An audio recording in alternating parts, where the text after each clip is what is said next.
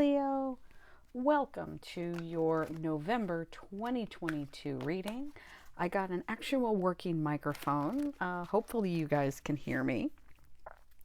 So we shall see. Let's see what November 2022 may look like for my lovely Leos, my lions and lionesses. This will be a general reading. It's not a themed reading. It's just kind of what the cards want to say.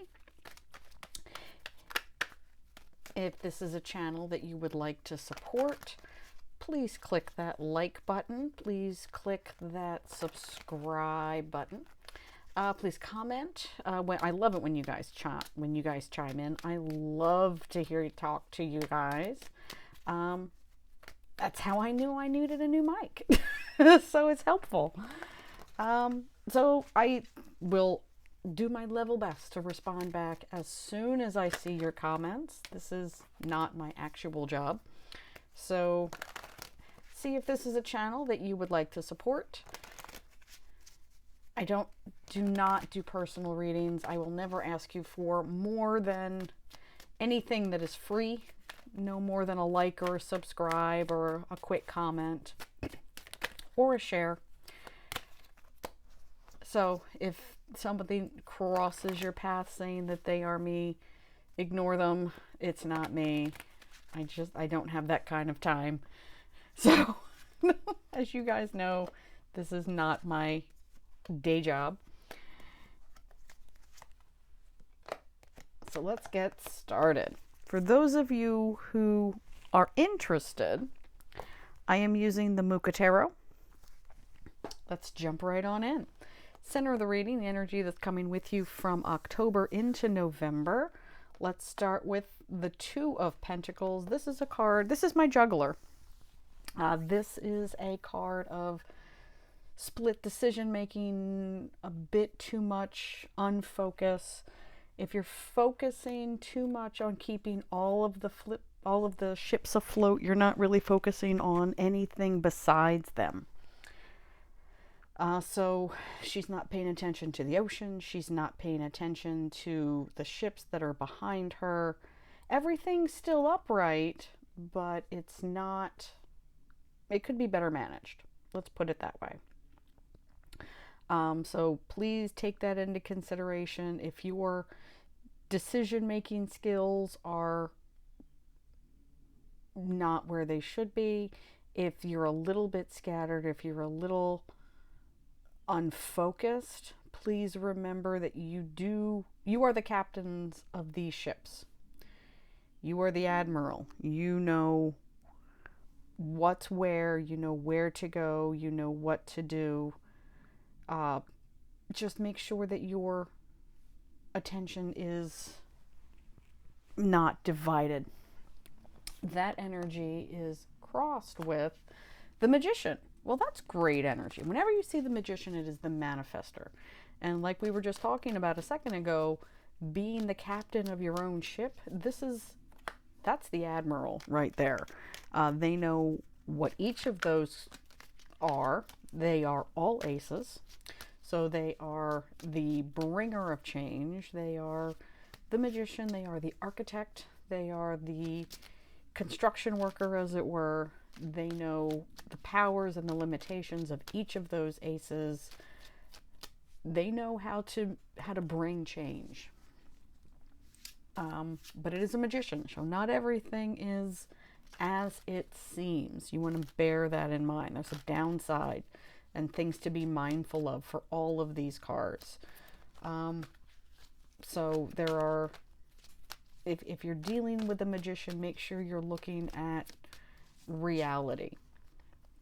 Make sure that you're looking not at an illusion, not at a smoke and mirror situation. Or that you're trying to manipulate yourself and do some magical thinking. Base of the reading. Let's turn the camera a little bit so you can see the base of the reading. Chariot. Movement. Card of Cancer. Cancer the crab. So it can indicate physical movement. It can indicate metaphorical movement, progress. It is a very strong card. It's a card of having faith. You'll notice that those two sphinxes have no tethers to them. And one's not even moving at all. She's on all fours. The other is kind of doing her own thing. But the chariot master is just, he's not leading them. This is a card that says to have faith in the universe. It will lead you in the right direction. It is a card of kind of a hands-off approach. Yes, he is in the seat. Yes, there are, it's a procession. He's very well dressed. I mean, obviously he's not dressed for a long journey, although it can indicate that if you're thinking about moving house or moving or going on a vacation or traveling, even if it's next door, even if you're buying the house next door, it can indicate that. It can indicate physically upping sticks. But it is a card of having faith. It's a card of, again, kind of being of those two minds and knowing that things will kind of work out in your favor. So I'll get a beautiful look at that card. Immediate past, we have the Page of Wands. I like to think of him as my happy hippie. You can take a good look at him. He has that volcano off in the distance, off in the corner here. He has explosive ideas. That's why he's got a volcano. He's fire energy. Your energy.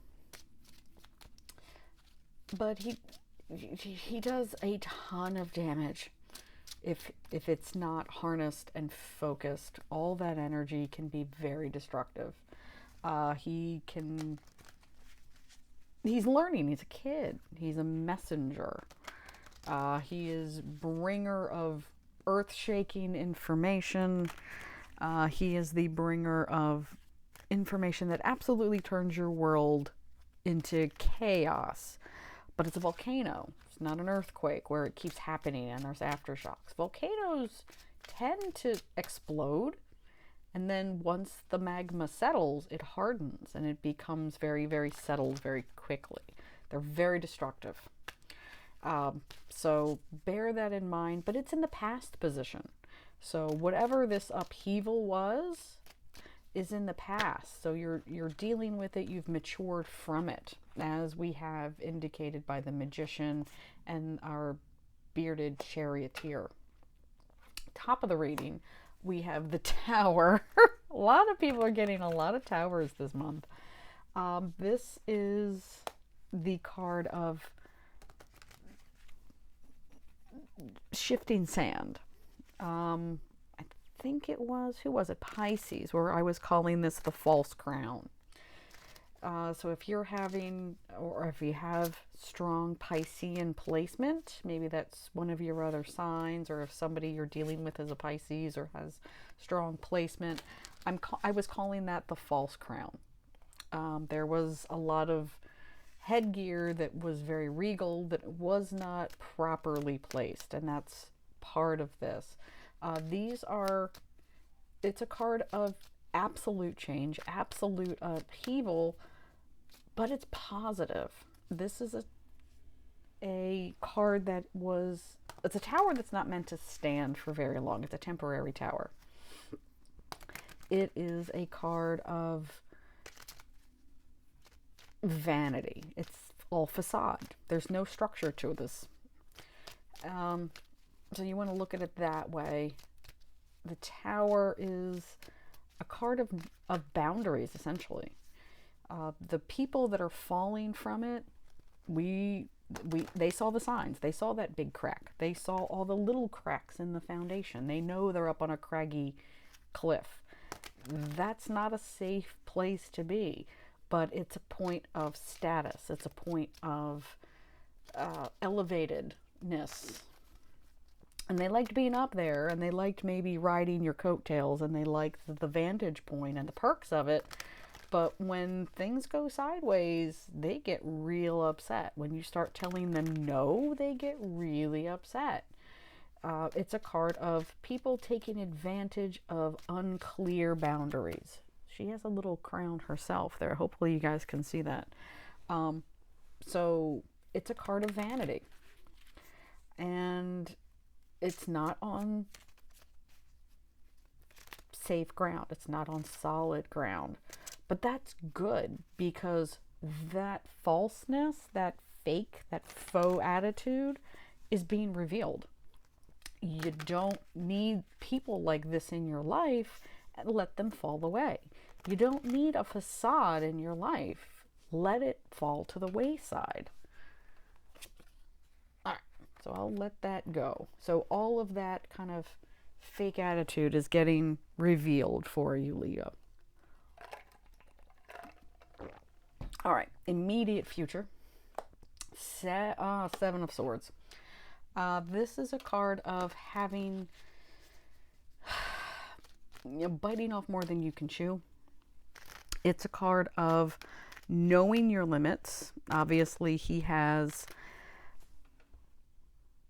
6 swords. He's holding 6 swords. The 7th has fallen off. And so he is taking the lessons that he has learned. So that is the whole crux of the 6 of Swords, is going from high volatility to low volatility. The 7th sword was just baggage. So if it's more than you can carry, if it's more than you're willing to carry, more than you want to carry, just let it fall away. If it's too heavy, if it's too much, let it go. You have what you need to survive. Okay, so yes, you guys can see this over here. Internal influence, the energy that you are bringing. Hanging person, hanging man. Getting a new perspective. It's a card of Pisces. It's a card of really reevaluating. It's a card of perspective. It's a card of patience. And that's what a lot of the major arcanas teach us, is the importance of patience. It's not a reference. It's not a word anybody likes to really hear. But it's necessary, simply because it teaches us that instant gratification, like what we were just talking about with that, is unsustainable. Instant gratification is fake. It's a facade. So slowing down, really thinking through your choices, and realizing that you don't have all the answers, because you can only see things from your perspective. You only see your world as your world, is possibly something that's not serving you. These are gorgeous cards. This is one of my favorite decks. External influence. Oh, what were we just talking about? The 6 of Swords. There she is herself, taking what you need to survive, taking what you've learned, not having any extra baggage. You'll notice that's, besides the swords and the 2 people, there's nothing in that boat. They have what they need. They've learned the lessons. They have the communication skills. They have the intellect. They have the ideas. They have the intelligence to get, just move forward. So a lot of people will read this as ill-gotten gains. I like to read it as you have what you need. If you're only carrying, what you're able to carry or what you're comfortable carrying, that's the lesson. That's the lesson. Hopes and fears. The Knight of Wands. His volcano looks very different than this volcano here. More fire energy. It's smoking. It's giving its signal. It's giving far different view. You can actually see some of the blue skies here. This is a, while not great, much less destructive volcano. It's giving you warnings. It's not exploding. It's still fire, so it's still you guys, but learning to control it, letting someone know, hey, I don't like what you're telling me here. I don't agree with you. So there is a warning. Versus the page back here, which is all explosions, all exploding. So this is actually an evolution. This is good. This is growth. But still fire. The Knights, particularly the Knight of Wand, is all impulse. So he is learning to control that. He's a lot... just look at the expressions of their faces. He's so worried. Like, oh, maybe I shouldn't have said that. Maybe I shouldn't have, done that. Maybe I have some regrets here. The page versus the Knight. Well, let's turn it to the camera here. The page in the past, that more immature version of you, does have some regrets. Like, oh, maybe I shouldn't have blown up like that. Maybe I shouldn't have said all those horrible things. Versus the Knight, growth, potentially growth. I'm going to give them a little bit of a warning. I'm going to express myself. I'm not going to wait until I'm about ready to scream at somebody to let them know I'm unhappy with them. He still holds his stick way up over his head, though.